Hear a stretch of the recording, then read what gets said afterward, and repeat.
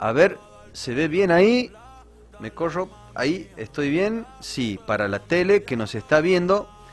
Los que están en la tele podrán ver una silla vacía y un nombre a donde está la silla vacía.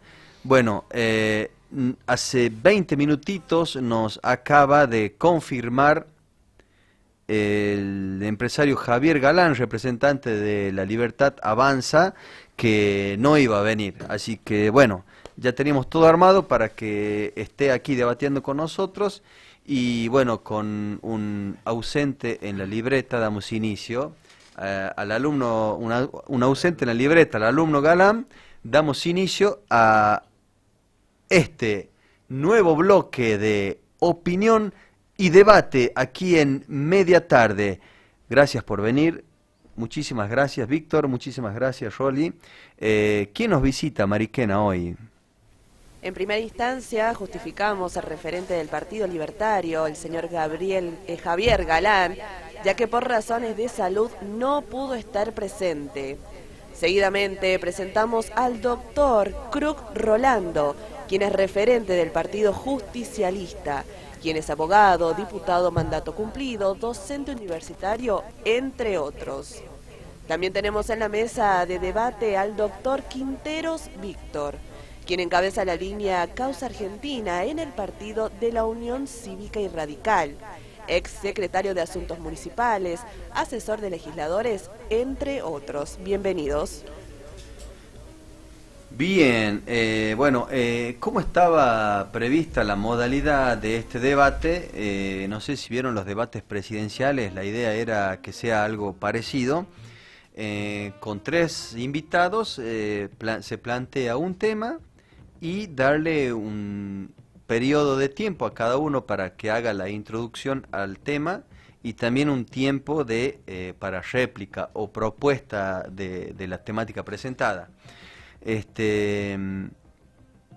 Vamos con el primer tema, sin ir más lejos, sin tanta presentación. El tema número 1 que vamos a presentar es Ley de Emergencia Económica Provincial. Se han puesto de acuerdo ya los invitados de que el primero en comenzar va a ser el doctor Rolando Krug, para que comience y después sigue el doctor Víctor Quinteros, para que larguemos con el primer tema, Ley de Emergencia Provincial. Bueno. Buenas tardes, doctor. Un par de segundos para saludarlos a todo el programa. Media tarde, Media tarde, que entiendo que es un debut, y me parece fenómeno. Les agradezco que me hayan tenido en cuenta. Gracias, Víctor, un amigo de años que lo conozco. Y por cierto, lamento que no esté, entiendo que razones de salud no le han dejado venir, pero lamento, porque me parece que era de los tres protagonistas, entre comillas acá, el que más letra me podría dar a mí, por lo menos, que tengo tantas diferencias con el gobierno de Milei. Entiendo que él sí representa ese sector. Bueno, el primer tema es esta ley de emergencia provincial, una ley nuevita, que puedo decir, en primer lugar es un acierto del gobernador Jalil, un acierto al que se ha visto obligado, como muchos otros gobiernos de provincia, a partir de la asunción de Milei, que como todos sabemos ha generado un desorden, entiéndase la palabra, en el marco de las expectativas que la política propone a veces cuando hay un cambio de gobierno. Siempre hay cambios, cuando hay un cambio de gobierno, un cambio de gestión, siempre hay novedades, pero dentro de un marco razonable de expectativas relativamente esperadas. Lo que entiendo yo, y de esto me hago cargo, es que Milei, sobre todo con esa devaluación de los primeros días de diciembre del año pasado, provocó un derrumbe en el nivel de expectativa y un deterioro en las economías regionales, en la economía de cada provincia, que ha provocado esta reacción, ¿no? Si algo tiene el gobernador nuestro, Raúlito Jalil, es que tiene una gran capacidad de reacción a la situación que se presenta, y bueno, esta ley de emergencia tiene el sentido justamente de tratar de preservar las conquistas que durante el periodo anterior del gobierno de Raúl se habían logrado para el conjunto de la sociedad y en el marco de lo que propone o que propuso toda la vida un gobierno de corte peronista, que intenta, procura definir a la política como una gestión que busque conciliar el interés individual con el interés colectivo, lo que implica dispensar protección a los sectores de menores ingresos, los sectores más disminuidos, más vulnerables, y como la medida de gobierno nacional ha impactado en forma tremenda en los recursos económicos que son los que sostienen esa política, con buen tino el gobernador ha sancionado esta ley, que en buen romance significa que la provincia iba a absorber con recursos propios aquellos aspectos de la política que puedan verse severamente resentidos por la política nacional. En definitiva, el mensaje implícito en la sanción de la ley, digamos como una visión de la ideología del gobierno, es que aún cuando estemos en una situación o en un contexto general adverso, la provincia va a hacer va a redoblar el esfuerzo para mantener, digamos, el nivel de convivencia que supo hacerlo, ¿no? Recuerdo también, y viene a cuento decirlo, que durante la pandemia Catamarca ha estado casi, y no lo digo por compartir la idea peronista, sino porque creo que es un dato objetivo. En la pandemia, Catamarca estuvo entre el primero, segundo y tercer lugar en todas las provincias, ¿no? En el manejo de recursos, en el pago de sueldos al día, en la asistencia a los sectores que se habrían visto mucho más postergados justamente por la pandemia y la parálisis económica que ello significaba. Es decir, que me parece que esta ley de emergencia económica, que está sancionada hace poquito y que tiene vigencia por todo el año 2024, lo que busca es tiene una enorme coherencia con la propuesta ideológica del gobierno, un gran acierto desde el punto de vista de lo que es la gestión y, por supuesto, una vez más la expresión de la sensibilidad que tiene nuestra fuerza política para mantener la dignidad de la vida de nuestra gente y de nuestro pueblo. Se nos terminó el tiempo. Sonó, no sé si se escuchó al aire, sonó sí, lo escuché, silbato, sí, parece los debates de diputados, viste, que te van ahí haciendo el ruidito ahí cuando ya se termina el tiempo y tenés que apurarte para cerrar la idea. Sí. Víctor, bueno, el están turno. con toda la tecnología del debate. Bueno, primero, antes que nada, agradecerles la invitación, felicitarlos por la iniciativa. Creo que en estos tiempos es muy saludable poder debatir, poder admitir que hay distintos puntos de vista sobre la realidad, ninguno tiene la verdad en esto. Un gusto también compartir con Rolly, colega y amigo de muchos años, como él dijo. Y bueno, con respecto al tema, obviamente yo tengo una posición desde la Unión Cívica Radical que es contraria, digamos, a la ley de emergencia económica, por distintos aspectos. Entre ellos hay que ver, digamos, que decretar la ley de emergencia en materia económica, administrativa, educativa, se fundamenta, como decía Rolando, en algunas cuestiones, es decir, tienen fundamento. Y estos fundamentos han sido expresados por el doctor Castellano, que creo que ha sido uno de los que ha establecido o ha llevado adelante, digamos, la justificación, y decía primero la incertidumbre económica que genera la venida del presidente Milei, y segundo, las medidas que había tomado respecto a la falta de, o haber cortado con los aportes, los denominados ATN, las transferencias que hacían a los gobiernos de la provincia. Y en primer lugar, en buena administración uno no puede estar contando con aportes que son extraordinarios para manejar lo que son las funciones esenciales del Estado, porque la ley se refiere a eso también.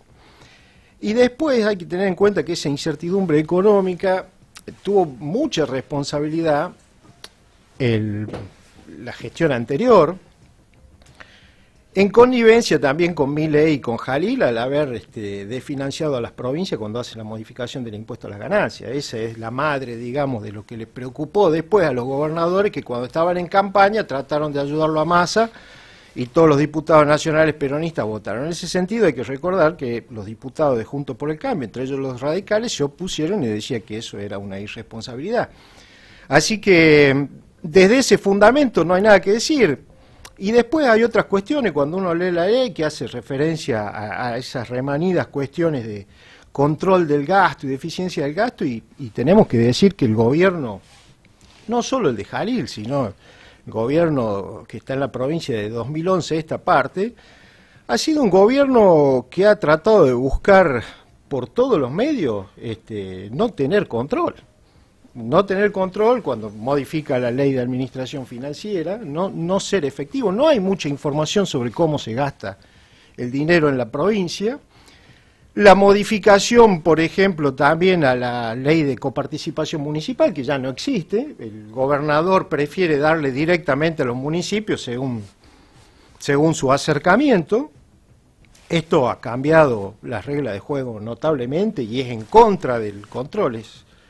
Y también otras modificaciones como la ley de regalías mineras, que con todas las críticas que podía haber a los manejos de los recursos por parte de los intendentes, pero eran un monto que ellos tenían como para disponer y había un control de la gente, aunque sea con el voto. Hoy por hoy esos fondos han ido a parar a fideicomisos que escapan de control hasta el Tribunal de Cuentas. Es decir, el gobierno ha tenido en todo este tiempo lo contrario a ser eficiente y además dejarse controlar, porque también ha colonizado los organismos que son los clásicos organismos de control, como por ejemplo el Tribunal de Cuentas, la justicia, fiscalías penales, donde hay que investigar hechos de corrupción, la muerte de un ministro. Es decir, yo creo que la ley de emergencia económica no responde para nada a los objetivos que se plantean, los fundamentos con los cuales se ha querido llevar a cabo, ¿no? Se nos terminó el tiempo para la presentación de cada uno sin interrupciones. Ahora se puede conversar, se puede debatir, porque hay posturas claramente desencontradas, sí, ¿no? No sé si sería réplica o algún tipo de... Sí, yo lo escuché atentamente a Víctor. Créeme, Víctor, que te comprendo, porque la posición, desde la posición que habla... creo que es más bien una suerte de fidelidad a la clásica postura que asumió la Unión Cívica Radical durante años, de ser oposición cueste lo que cueste, ¿no es cierto? Aún en algunos aspectos que no merezcan ser criticados, tienen que ser oposición. Lo acabo de escuchar que dijo que Raúl se empeñó en no controlar los gastos, cuando en realidad la ley de emergencia tiene que ver con una decisión o con una voluntad política de mantener el nivel de vida, de bienestar, si se quiere, de la gente, destinataria de la gestión de gobierno, no exactamente con el control. Es decir, lo importante es que desde el punto de vista financiero, económico, no hubo un resentimiento en la capacidad de compra o en la vida diaria de la gente, justamente porque eso es el empeño que ha puesto el gobernador. En cuanto a que si esos gastos para mantener el nivel que se tenía antes son o no son controlados, más me parece que es una petición, un petito principio, como decían los griegos, una suerte de falacia o voluntarismo, porque no se han detectado ninguna denuncia de irregularidades. Esto de la colonización, Víctor, de los poderes de control, me parece que también forma parte del afán de hacer alguna oposición. El organismo de control por excelencia es el Tribunal de Cuentas. El Tribunal de Cuentas está constituido mucho antes de que asuma Raúl Jalil, con la excepción de que falleció el presidente anterior y se nombró un presidente con acuerdos del Senado, donde también participó la Unión Cívica Radical, y no se ha visto y no se han dado ningún tipo de objeciones en términos de lo que pueda significar denuncias de corrupción. Es decir, que el gobernador ha hecho el gasto y no se han observado críticas. También forma parte de la política del gobernador la modificación, entre otras cosas, del Código de Procedimiento Minero, y me consta porque he participado en alguna medida en ello, el Código de Procedimiento Minero de antaño fue hecho por mi padre, después luego yo intervine, y que implicaba modificar la autoridad que decidía quién tiene el yacimiento, es decir, que antes lo era el juzgado de mina y ahora lo es el Poder Ejecutivo con una instancia de control y apelación justamente del Poder Judicial. Es decir, lo que hizo el gobernador para obtener más recursos es mejorar la legislación, actualizar la legislación que estaba muy vieja y de alguna manera emular a los países desarrollados en donde el sistema procesal de adjudicación de la propiedad minera funciona justamente como acá se hizo. De modo que no estoy tan de acuerdo con Víctor, pero insisto y reitero, lo entiendo. Se está poniendo lindo, ¿no? Se está poniendo lindo. Tiene su tiempo, doctor Quintero, para Sí, contestar. Y después pueden intercambiar, ¿no? Claro, sí, la idea, creo que en el debate, como decíamos, no es ponernos de acuerdo. Yo creo con varias cosas que decía, no es una cuestión de oposición. Nosotros cuando estuvimos en el gobierno creo que demostramos lo contrario con la ley de regalía minera, con la ley de coparticipación municipal, donde había un control efectivo. No generamos fondos fiduciarios para que escapen al control del Tribunal de Cuentas. Se puso a alguien que tenía raigambre peronista como presidente del Tribunal de Cuentas y no un militante consuetudinario como el doctor Moreno, o sea, más allá de los acuerdos del Senado y todo lo demás, o sea, claramente, ni hablemos de la Corte de Justicia y todo lo demás. Por otra parte, lo que mencionás... Pero la Corte de Justicia, perdón que lo interrumpa, no es órgano de control de la administración financiera. Es clásico de control, es un órgano clásico de control jurisdiccional, no administrativo, pero un clásico órgano de control constitucional y jurisdiccional también. Porque si hay hechos que merezcan ser denunciados o inconstitucionales, la Corte de Justicia es un órgano máximo en última instancia. Además mencionabas el Código de Procedimientos Mineros, la modificación o la unificación de la autoridad de concesión y de control. Eso hizo, por ejemplo, que el Instituto Fraser, que es el que controla cuáles son los mejores lugares para invertir, la haya eliminado a Catamarca del mapa y haya dicho que es una provincia que quedó fuera de las calificaciones, es un organismo internacional donde no tiene nada que ver la Unión Cívica Radical. Es decir, yo disiento completamente, tenemos una visión muy distinta. Insisto, hay escándalos, dicen que van a controlar la ley de emergencia, que va a controlar la utilización de los vehículos y a cada rato tenemos escándalos por el avión sanitario, si hay pasajeros que fueron a ver partido de la Copa América. Entonces, eso yo te podría decir como una suerte de chicana también, que es, así como vos me decís que es consustancial a decir que somos oposición, podría decir que es sustancial al peronismo usar los bienes del Estado como si fueran propios. Bueno, creo que tenemos que poner el empeño en que realmente haya un control efectivo, dar respuesta a estas cosas. No puede ser que haya fallecido, asesinado un ministro, ¿no? Falleció de muerte natural. Sí, perdón, Víctor, no, pero es todo parte... ¿Cuál sería el bien del Estado que lo usa Raúl como propio? Es todo parte... lo usa el gobernador como gobernador. No, pero bueno, si lo usa para cuestiones que no tienen que ver con el uso normal de un gobernador. No hubo una sola denuncia de la Unión Cívica Radical, no una sola denuncia ni de ningún otro partido denuncia, de que el avión haya sido usado para un fin distinto que no sea un fin oficial. Por ejemplo, el diputado Hugo Ávila tiene denuncia presentada. No me acuerdo de los diputados de la Unión Cívica Radical que se cansaron de hacer denuncias. El diputado Hugo Ávila tiene más denuncias que proyectos en los últimos 5 años. Pero esa es otra cuestión. Víctor, pero vamos a ser sinceros, en los últimos 8 años, o en los últimos 5 años, 4 años de Raúl, la Unión Cívica Radical jamás ha denunciado un acto de corrupción que tenga que ver con alguna debilidad o condescendencia del Tribunal de Cuentas. Tampoco se han hecho denuncias en la Corte de Justicia como para que se pueda decir que Raúl ha designado miembros en la Corte y en el Tribunal justamente para que tapen. Mire, si no hay ninguna denuncia, entonces pareciera que esta sospecha quedó en la sospecha. Habría que buscarla, por ejemplo, la utilización de un transformador, bueno, pero las primeras gestiones municipales de Jalil, cuando utilizó un transformador para llevar al sanatorio Junín, fue una denuncia presentada por una concejal. Lo que fue el origen de la ciudad satélite, ahora denominada Valle Chico, monumental negocio financiero, que también fue denunciado porque había sido hecho fuera de los límites de la capital.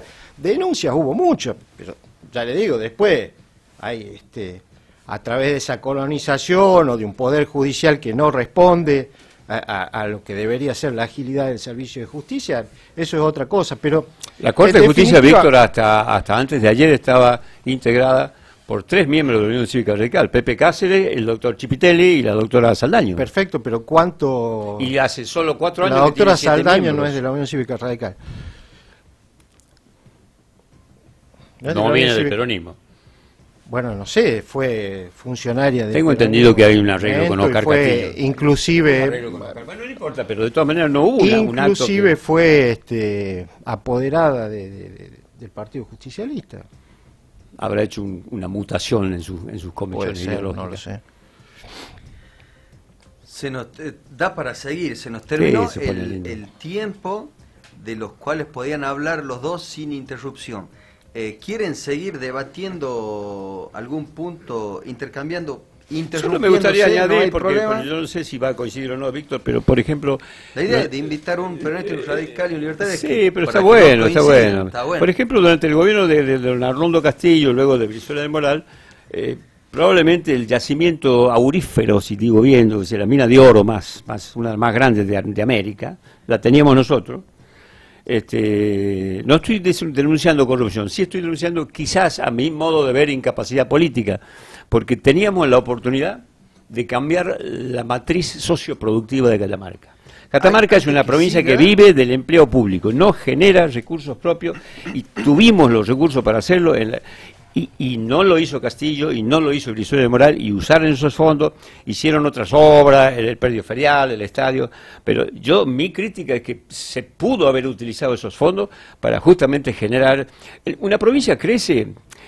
Adam Smith decía, el origen de la riqueza es la actividad privada. Es decir, la idea es que el Estado poco a poco se vaya descentralizando y vaya generando, nichos de producción y de creación de riqueza. Eso es lo que pudimos haber hecho, es lo que yo llamo la matriz de desarrollo productivo, como una crítica en una época donde había mucho dinero proveniente justamente de los yacimientos de oro, que ya están totalmente agotados, por supuesto, ¿no? Y eso fueron 20 años. Sin querer queriendo estamos entrando a otro de los temas que teníamos apuntado, que es explotación de los recursos naturales. ¿Les parece bien? Debatamos sobre esa temática ya que Está introducida, sí. Explotación de los recursos naturales estaba dentro del cuarto tema.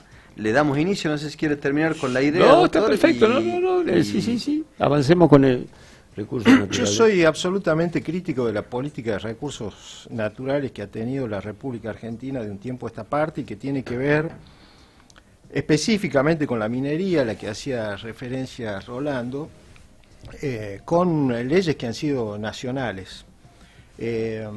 Y con no haber, sí considero que el desarrollo que prometen este tipo de inversiones después no se ha visto realizado, y esta es una experiencia que hay que tener en cuenta. Es decir, el modelo de desarrollo de la megaminería no ha dado su fruto, en eso no hace falta más que ir a los lugares donde la megaminería se desarrolló. Uno puede decir, bueno, fueron 20 años de gobierno del Frente Cívico. No es muy distinta la situación con la explotación del gobierno provincial actual, que ya lleva 2 o 3 gestiones. También es un tiempo suficiente como para haber podido advertir esas otras cuestiones distintas. En este sentido, yo siempre he sido crítico, he trabajado también, he hecho una tesis que está publicada por la Universidad de Buenos Aires sobre las posibilidades de trabajar una cadena de valor en torno del litio en el proceso de integración regional, que para los que quieran lo pueden consultar, y sería muy largo extenderme en eso. Lo que sí creo que este gobierno, si se le achaca, tampoco ha cambiado esa matriz, que es simplemente la matriz de explotación de los recursos naturales sin agregado de valor. ¿Qué es lo que ha pretendido hacer este gobierno? Bueno, ha pretendido desarrollar algunos proveedores, pero tampoco es que sean proveedores de gran trascendencia, de gran importancia, es decir, tampoco se advierte que haya un desarrollo por ese lado, y concretamente ha duplicado la explotación del salar del hombre muerto, que ya tenemos una experiencia de más de 25 años de explotación de ese salar con respecto al litio, y no ha modificado la matriz productiva, la ha empeorado, digamos, porque habiendo tenido que adoptar la experiencia que tuvo el Frente Cívico de que hubo un daño ambiental con los ríos, con las vegas que se secaron, sin embargo siguió concediendo permisos para que se haga una explotación, es decir, la extracción de recursos naturales sin agregados de valor y con tremendos patrimonios de características ambientales y laborales, porque laboralmente nadie se ha salvado con estos emprendimientos, inclusive lo que hace Jalil es arreglar con Salta dentro de una zona limítrofe, donde está comprobado que la parte rica del salar está del lado de Catamarca, del salar del hombre muerto, y la parte que tiene más agua, en consecuencia menos propiedades de litio, está del lado de Salta. Sin embargo, Salta se lleva los beneficios de la gente que trabaja en Salta, de la planta que se ha inaugurado en Güemes, es decir, se extrae el recurso y se lo lleva a Salta. Pero eso no está definido todavía. Está definido y está funcionando inclusive. Yo estuve en Belén la semana pasada visitando alguna gente y me decía, mira, mi hijo de Belén trabajaba en la mina y tenía un trabajo temporal y ahora resulta que se fue a Salta porque en Salta le dijeron que ahí sí lo podían enganchar para trabajar. Se fue, se radicó en Salta, está pagando alquiler en Salta y yo no lo puedo ver, con la tristeza que supone esto de que se alejen los familiares. Es decir, esta política de explotación de recursos naturales, yo soy crítico con la del Frente Cívico, pero mucho más crítico con la entrega que ha hecho directamente Lucía Corpazzi y Raúl Jalil de estos recursos sin haber puesto mínimas condiciones. Aprovechan ellos alquilando los locales, hay que preguntarse de quién es el local del Aiben, por ejemplo, de los que tenía el cartel del Aiben. Bueno, entonces, no digamos que, a ver, no hay ninguna denuncia, son cosas públicas, si las quieren investigar, las pueden investigar. Se terminó el tiempo, ahora pueden debatir e interrumpirse si quieren sobre la misma temática, ¿no? Explotación de los recursos naturales. Bueno, antes que pasemos al otro tema. Tomo la última parte que estaba diciendo Víctor. Destaca a su modo de ver, incluso no ahorra epítetos para descalificar a Lucía Corpazzi y a Raúl, como si fuera un mamarracho prácticamente de la política, pero dice, no obstante no hay ninguna denuncia. Esto es lo que yo entiendo que carece casi, con todo cariño, Víctor, por favor, pero no me parece serio el planteo de decir que hay un desparpajo, no, pero no hay denuncias. Hay denuncias como fue la facturación del Aiben en este último tiempo, o sea, ¿a dónde está radicada esa denuncia? El diputado Marchioli la ha presentado, inclusive en la Cámara de Diputados está. Hay cosas que son públicas, o sea. Y en cuanto al tema de que aunque se cometió el mismo error que yo señalé de los gobiernos anteriores en cuanto a la modificación de la matriz productiva, pero no es lo mismo. La explotación del oro, el yacimiento estaba totalmente agotado, la explotación del litio es una explotación mucho más moderna, que todavía no está totalmente definida, tampoco está definido cuáles son... 25 años que se está explotando. Bueno, pero no hay todavía un margen de determinación de cuál es el nivel de regalía que nos va a quedar a nosotros. Raúl ha tenido fue establecido pero hay entre una el serie 9 de y el 12% por Ramón Sadi, cuando fue la marcha del silencio, antes de que se intervenga la provincia, tuvo dos intervenciones, una al Poder Judicial y otra completa a toda la provincia.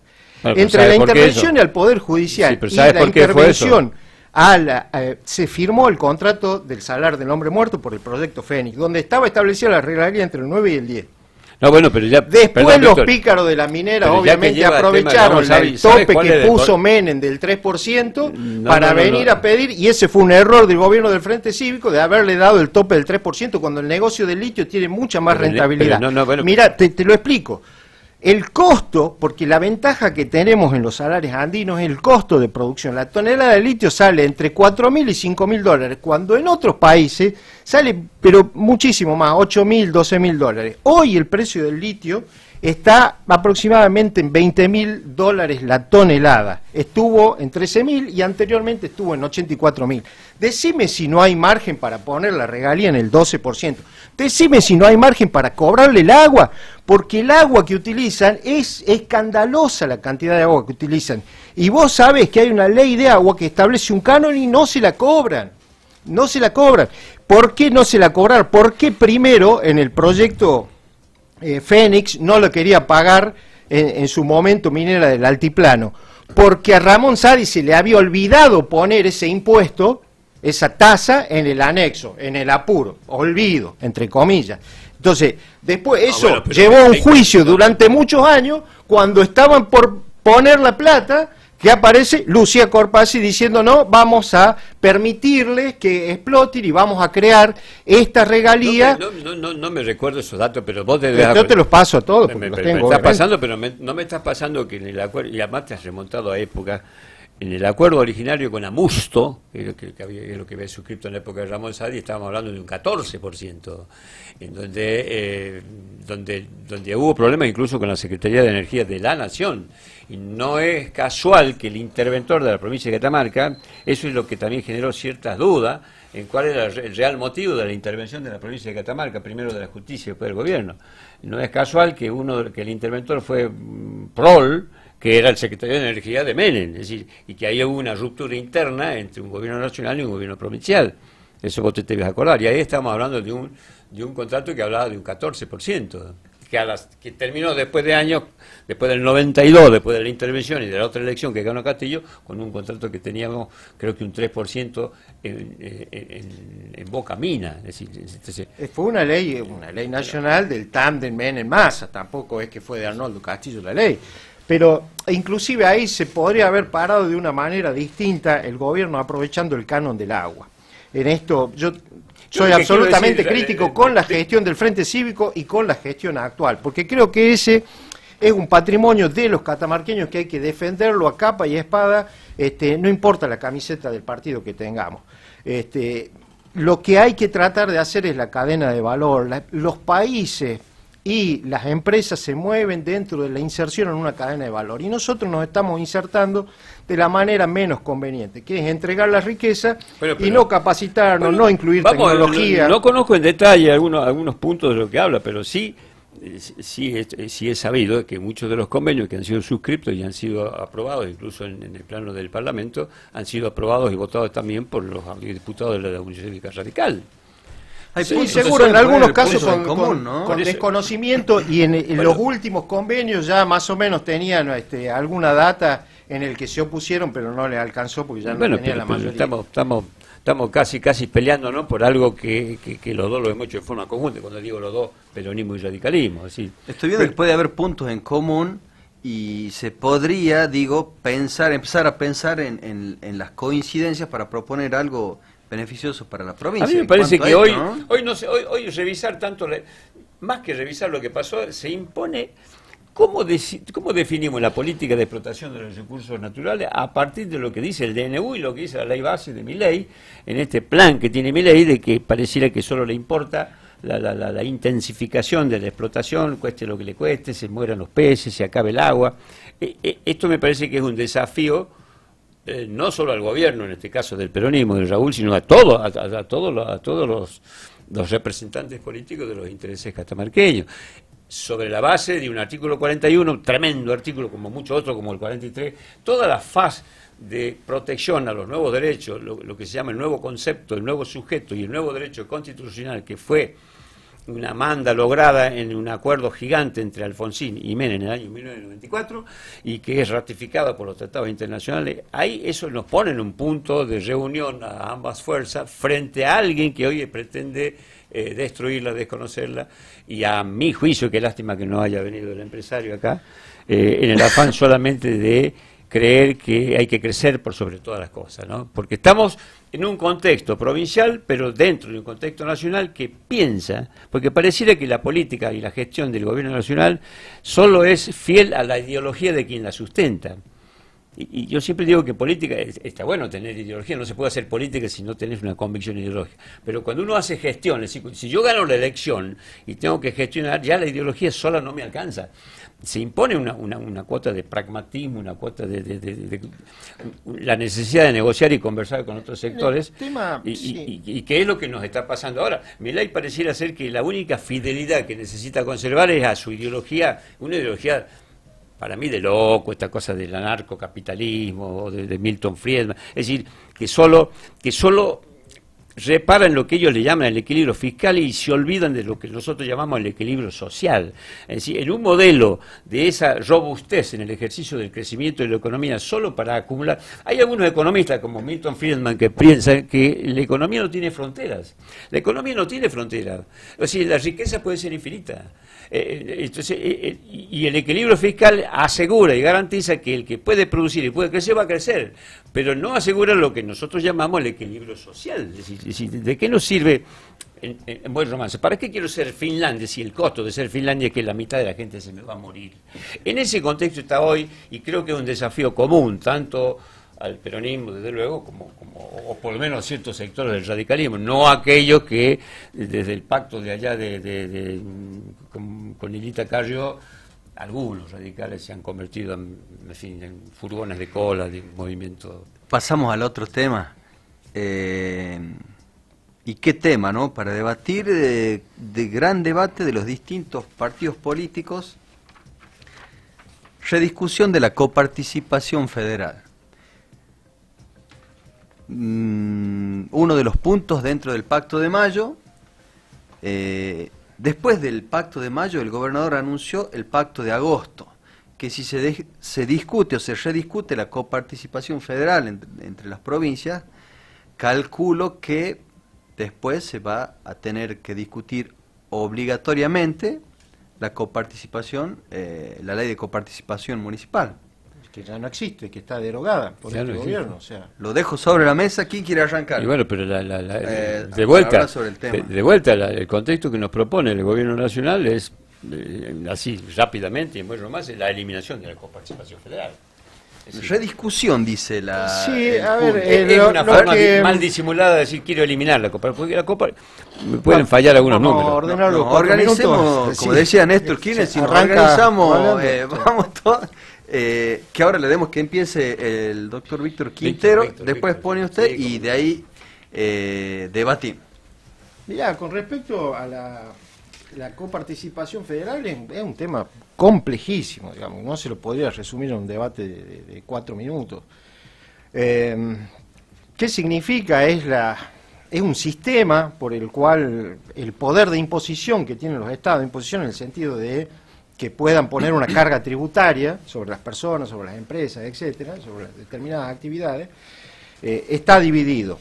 Eso originalmente en la Constitución, la primera Constitución, se dividió que la nación se quedaba con los impuestos de la aduana y las provincias se quedaban con los impuestos internos. La primera crisis que tuvimos en 1890, la nación empezó a manotear los impuestos internos, tuvo que bajar los externos. Es decir, desde ahí vivimos en emergencias económicas y hemos deformado el sistema de la Constitución. Llegamos a 1994, con la reforma dijeron, bueno, esto hay que zanjarlo a través de una ley. Esa ley no se pudo realizar en 30 años, desde la reforma a esta parte, y se van haciendo como parche. Lo que dice Rory, que tiene razón, Milei quiere eliminar la coparticipación, porque en la propuesta de La Libertad Avanza, hay 3 etapas o 3 generaciones de reformas estructurales y en una de ellas dice eliminar la coparticipación. No sé cómo la va a hacer porque está, digamos, hay una ley y hay una manda constitucional también.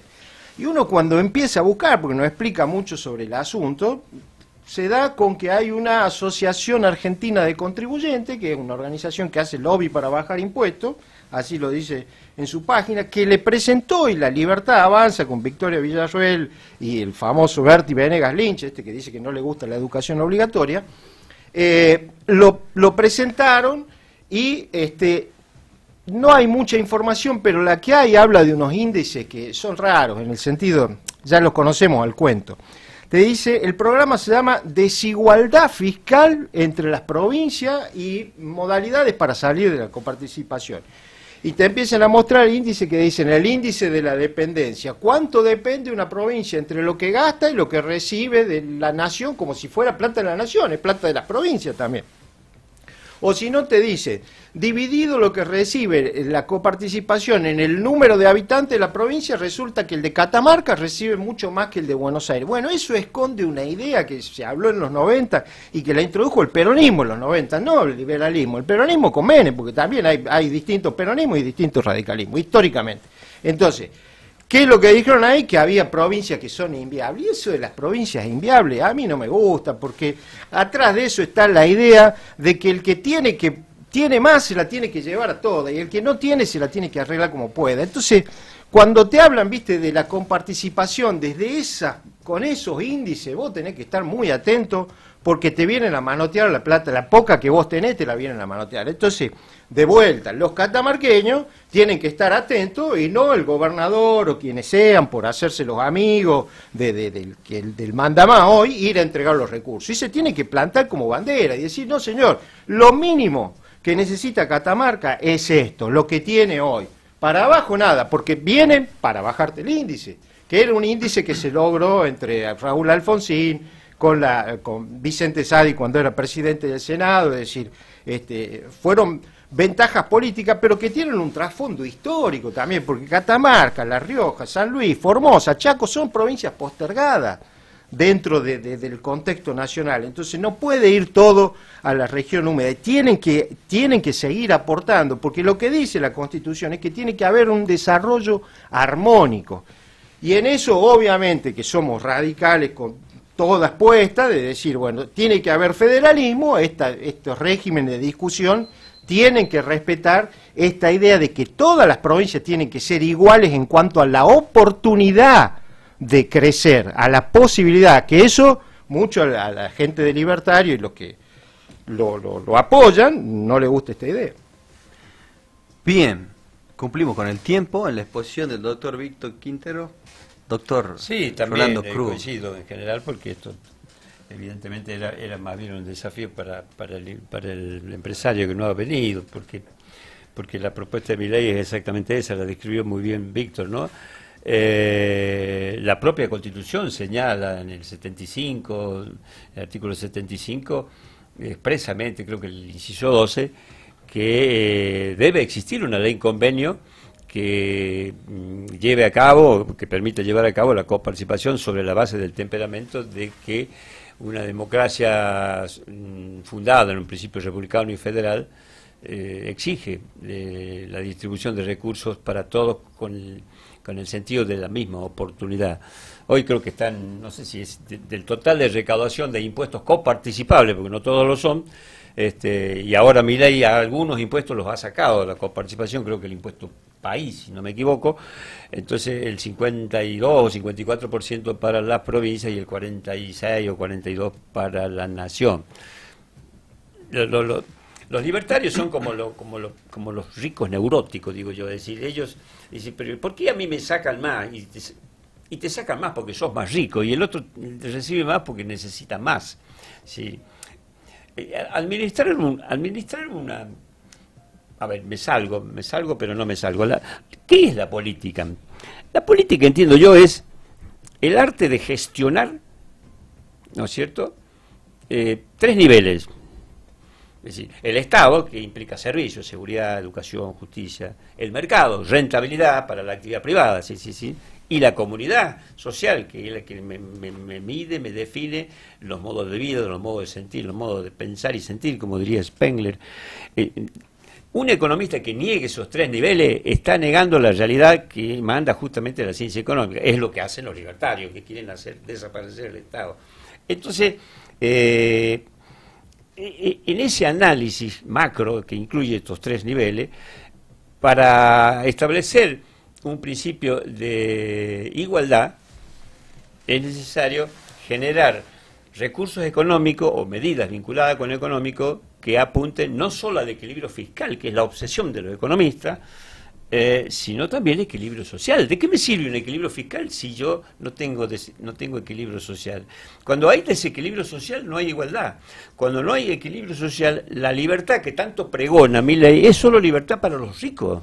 Entonces, el modelo que nosotros proponemos, creo que no nos distinguimos tanto en esto con la Unión Cívica Radical, incluye también una mirada a ese humanismo que implica esta idea de que el interés individual puede crecer de la misma manera que tiene que crecer el conjunto. En síntesis, para la posición nuestra no se crece desde el conjunto, se crece con el conjunto. Esta suerte de, ¿no es cierto?, de conciliación de la dignidad individual con la dignidad colectiva me parece que es 1000 veces más saludable, mucho más humana, más fácil de entender que toda esta locura, fundada nada más que una especie de equilibrio fiscal, que ya no sé cuántos miles de dólares tiene el Banco Central, pero a costo de una recesión de la Gran Siete, ¿no es cierto? Porque alguna vez leí en Keynes que la inflación se vence con producción, y la producción, entre otras cosas, tiene como variable la capacidad de compra, que es el salario. Entonces, ¿qué produce el trabajo? El trabajo produce dos cosas. Por un lado, salario, que es capacidad de compra de la gente. Eso dinamiza la economía. Y por otro lado, beneficio empresario. Entonces, no puede ser que una política robustezca solo el beneficio empresario a costa del salario. ¿Eh? Y que crea que si el salario aumenta porque hay que mantener los niveles de consumo, que son los que movilizan la economía, se lo hace solo a base de la maquinita, que es la emisión monetaria que genera inflación. Podríamos pensar también que puede crecer el salario con menor rentabilidad empresaria, sin necesidad de apelar a la maquinita. Es decir, todo tiene que ver con el escenario socioeconómico nacional que nos propone este gobierno de Milei.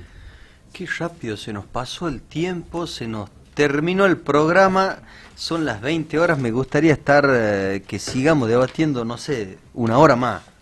Bueno, podemos hacer otro en alguna otra semana sobre este tema. ¿Se animan a venir el otro miércoles? Sí, Nos invita. ¿Tienen algo que hacer? El miércoles a las 7 de la tarde, el miércoles que viene. El cumpleaños de mi hijo el 18, ¿cuándo es el 18? No, falta. Sí. ¿Qué día? A ver, tengo el almanaque acá, el calendario, ya vemos. 18 es jueves, para el miércoles. ¿O tiene que buscar los globos, todo ya para...? No, el miércoles 17. Miércoles 17. Sí. Yo no le voy a poder venir, no voy a estar. No va a estar. Bueno, después coordinamos para otra vez. Sí, pero estaría muy bueno. ¿Y por qué no discutir el pacto provincial? Discutir el pacto provincial. Además, una cuestión muy interesante, creo que estaría buenísimo. Víctor va a coincidir conmigo. La democracia, que no es la maravilla, pero de todo lo que se ha aprobado es lo mejor. Pero la democracia no significa que tenemos que estar de acuerdo con todo. O sea, por ello escucho los discursos de Milei. Cuando alguien no está de acuerdo con algo, él se enoja. Es decir, también en la democracia, que el ejercicio de la elección periódica, aunque ahí yo le añadiría algo, yo no sé qué piensa Víctor, yo quitaría la elección de medio término, me parece que eso también nos joroba mucho, ¿no? La elección de medio término me parece que no. Pero bueno, el que gana gobierna, pero eso no significa que el que pierde tiene menos dignidad que el que gana.